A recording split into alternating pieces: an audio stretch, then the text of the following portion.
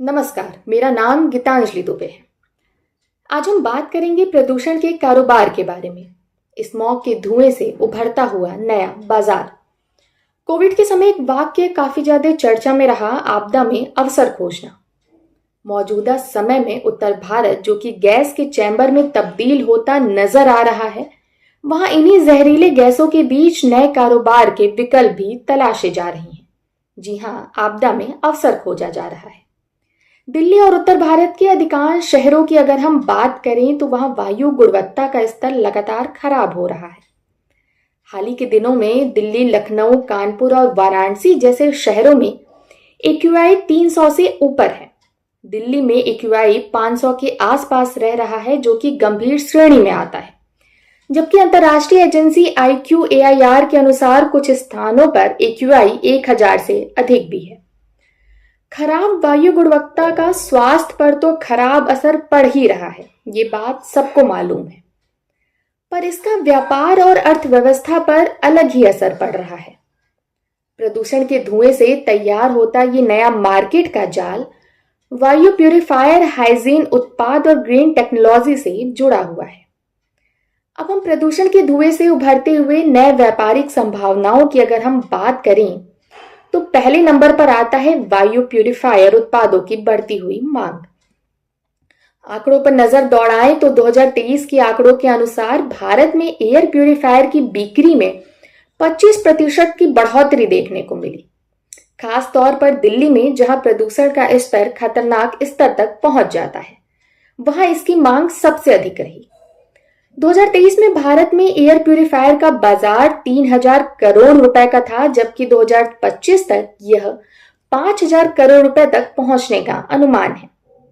दूसरे नंबर पर आता है N95 मास्क और व्यक्तिगत सुरक्षा उपकरण PPE। दिल्ली में मास्क की बिक्री में 40% से अधिक का इजाफा हुआ है, खास करके सर्दियों के दौरान। 2023 में भारत में प्रदूषण से बचने वाले मास्क की बिक्री 1500 करोड़ रुपए तक पहुंच गई थी। अगले नंबर की अगर हम बात करें तो प्रदूषण के नियंत्रण के लिए स्मार्ट सिटी परियोजनाओं और ग्रीन टेक्नोलॉजी में निवेश बढ़ा है। 2023 में भारत सरकार ने दिल्ली सहित अन्य शहरों के लिए 2000 करोड़ रुपए के स्मार्ट सिटी प्रोजेक्ट की घोषणा की, जिसका पहला और जरूरी उद्देश्य प्रदूषण स्तर को ही कम करना है। इसके बाद चौथे नंबर पर आता है इलेक्ट्रिक वाहनों पर जोर। दिल्ली सरकार ने 2020 में अपने इलेक्ट्रिक वाहन नीति लागू की थी, जिसके तहत प्रदूषण को कम करने के लिए इलेक्ट्रिक वाहनों को बढ़ावा दिया गया। 2023 तक दिल्ली में 50,000 से अधिक इलेक्ट्रिक वाहन सड़क पर थे और यह संख्या 2025 तक दोगुनी हो सकती है। इलेक्ट्रिक वाहन उद्योग भारत में 2023 तक 1 लाख करोड़ रुपए का हो चुका है और आने वाले सालों में यह और अधिक बढ़ने का अनुमान है। अगले पॉइंट की तरफ हम बढ़ें तो दवाइयों और स्वास्थ्य सेवाओं का भी कारोबार बढ़ता नजर आ रहा है। आंकड़ों की ओर देखें तो सांस और अस्थमा से जुड़ी दवाइयों के कारोबार में साल दर साल 2024 तक में 19.2% की बढ़ोतरी हुई है। इन दवाओं की बिक्री अक्टूबर 2021 में 6100 करोड़ से बढ़कर अक्टूबर में लगभग 10,000 करोड़ हो गई। 2023 में भारत के एक औसत परिवार ने प्रदूषण से संबंधित स्वास्थ्य समस्याओं पर 3500 से 5000 प्रति माह खर्च किया। हम अपने आखिरी पॉइंट की बात करें तो टूरिज्म इंडस्ट्री को भी इससे बहुत अधिक फायदा देखने को मिल रहा है। मसूरी, नैनीताल, जिम कॉर्बेट राष्ट्रीय उद्यान और कसोली जैसे हिल स्टेशनों पर आमतौर पर दिवाली के बाद और ठंडी के शुरुआत में पर्यटकों की आमद देखी जाती है।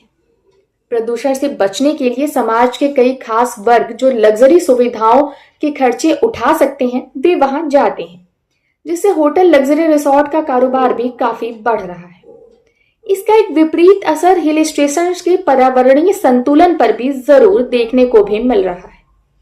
पॉल्यूशन एक गंभीर समस्या है, लेकिन इसके साथ ही ये एक नया व्यापारिक जाल भी बना रहा है, जो पॉल्यूशन कंट्रोल और एनवायरमेंटल सेफ्टी से संबंधित उत्पादों और सेवाओं को बढ़ावा दे रहा है। ऐसे में प्रदूषण के मुद्दे को सिर्फ एक चुनौती नहीं बल्कि एक बिजनेस अवसर के रूप में भी देखा जा सकता है। 2023 के आंकड़ों पर नजर डालें तो भारत में वैकल्पिक ऊर्जा